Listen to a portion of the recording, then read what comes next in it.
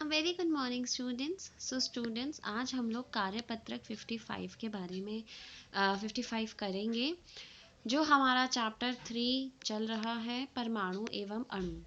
आज बच्चों हम लोग पढ़ेंगे परमाणुकता और आणविक द्रव्यमान के बारे में। परमाणुकता को इंग्लिश में हम कहते हैं बच्चों एटॉमिसिटी, और आणविक द्रव्यमान को हम कहते हैं मॉलिक्यूलर मास।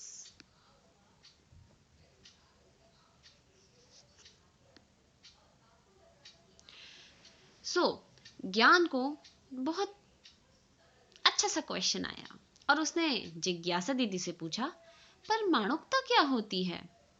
तो जिज्ञासा दीदी ने कहा, ज्ञान, हम जानते हैं कि एक ही प्रकार के परमाणु आपस में रासायनिक अभिक्रिया कर तत्वों के अणुओं का निर्माण करते हैं, है ना, जिसको हम कहते हैं मॉलिक्यूल ऑफ एलिमेंट्स। तत्वों का निर्माण, मॉलिक्यूल ऑफ एलिमेंट्स, जैसे हमने पढ़ा था O2, करेक्ट। और भिन्न भिन्न तत्वों के परमाणु अभिक्रिया कर यौगिकों के अणुओं का निर्माण करते हैं। और हमने देखा जब भिन्न भिन्न तत्वों परमाणु अभिक्रिया कर बनते हैं तो हम उनको कहते हैं molecule of compound. Molecule of compound.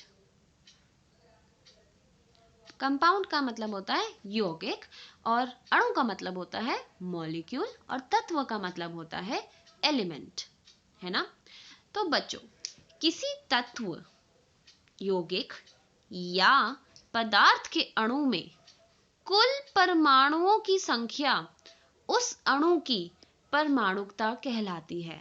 मतलब किसी भी अणु में अगर आपको तत्व, यौगिक और पदार्थ के अणुओं में कुल परमाणुओं की संख्या का बताया जाए तो उस अणु की परमाणुकता वह कहलाई जाती है। जैसे हम बात करते हैं ऑक्सीजन गैस के अणु की, तो ऑक्सीजन में ऑक्सीजन के 2 परमाणु होते हैं, तो ऑक्सीजन की परमाणुकता क्या हुई?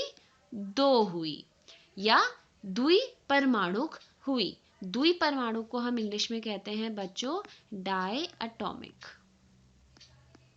ठीक है, समझ में आया।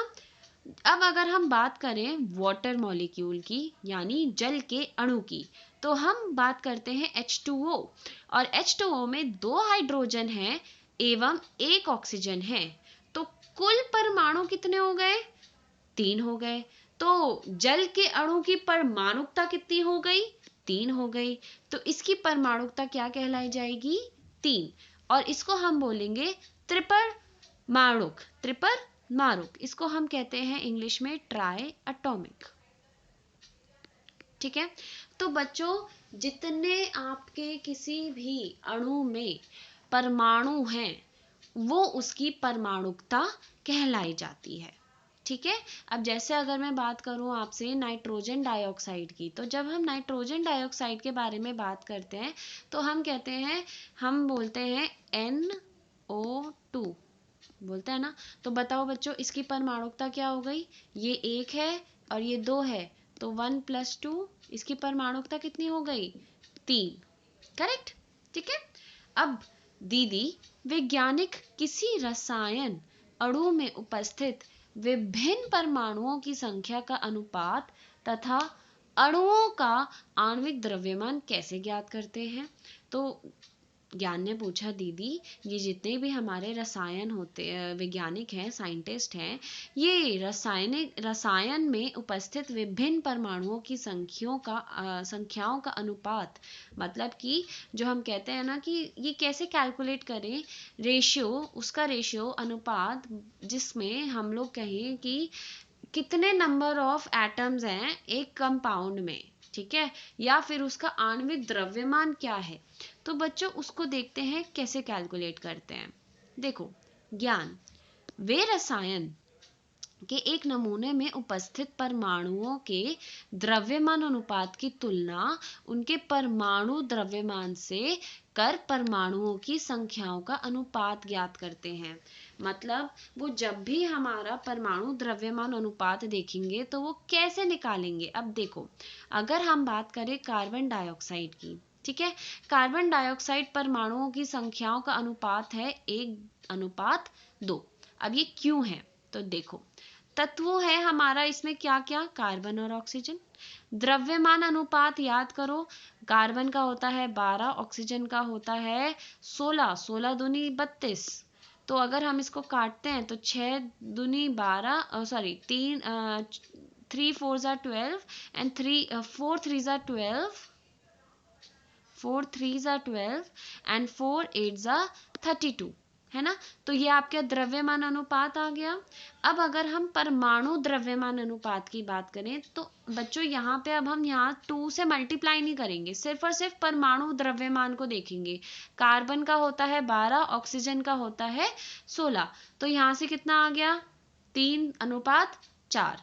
अब हम क्या करेंगे, जो हमने द्रव्यमान का अनुपात निकाला और जो हमने परमाणु द्रव्यमान का अनुपात निकाला उसको हमने कर दिया डिवाइड। तो देखो 3/3 करा और 8/16, 8/4 किया, 4, है ना।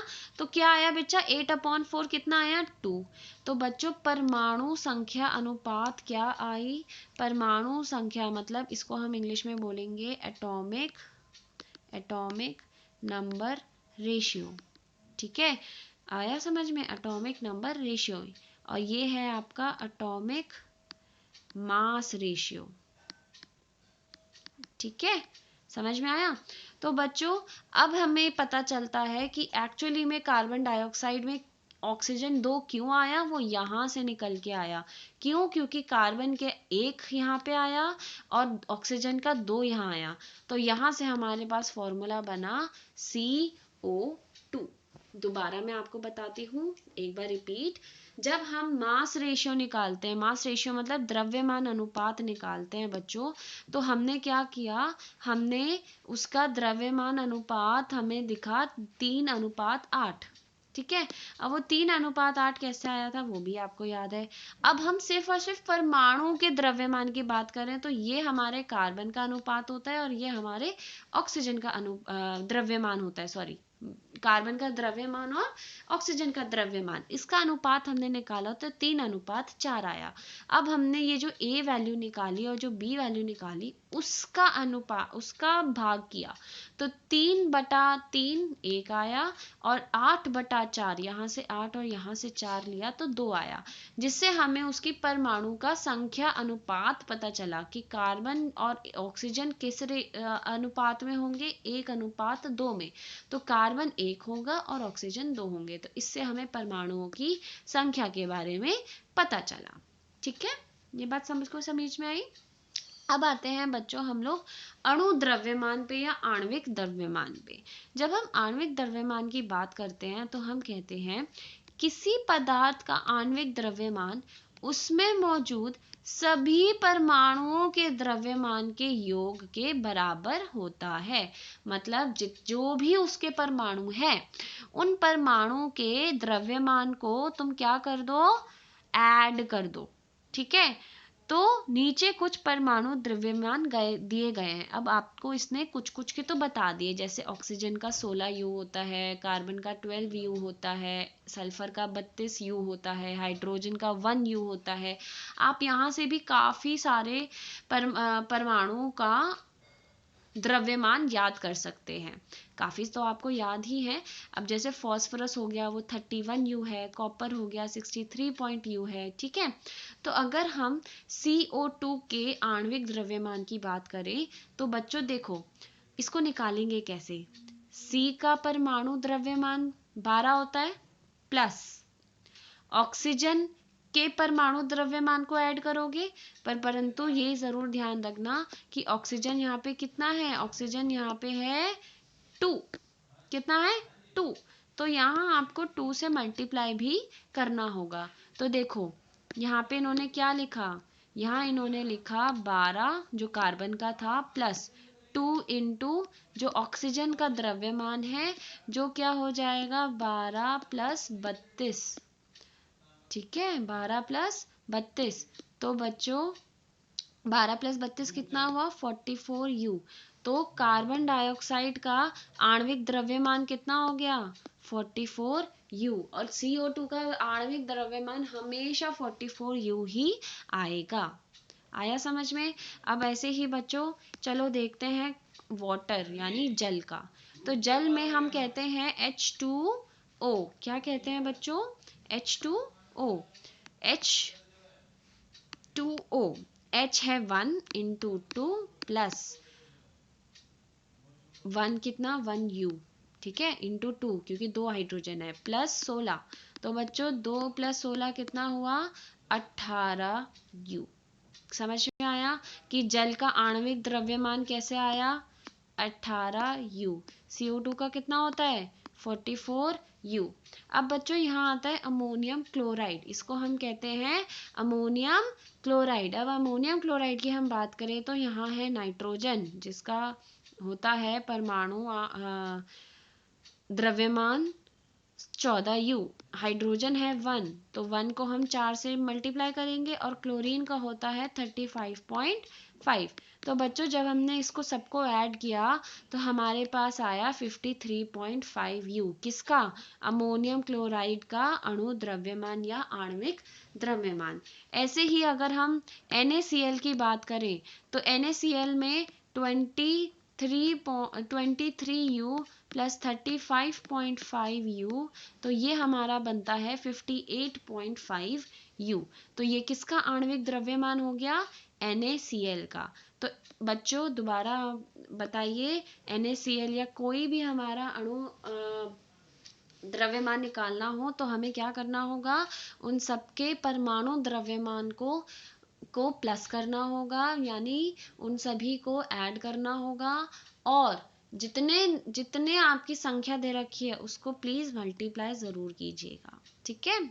जैसे कि हाइड्रोजन 2 है तो 2 से मल्टीप्लाई किया, नीचे हाइड्रोजन 4 है तो 1 को 4 से किया, O2 है तो O का तो 16 होता है, 16 को 2 से मल्टीप्लाई किया। तो इस चीज का हमेशा ध्यान रखना, ठीक है।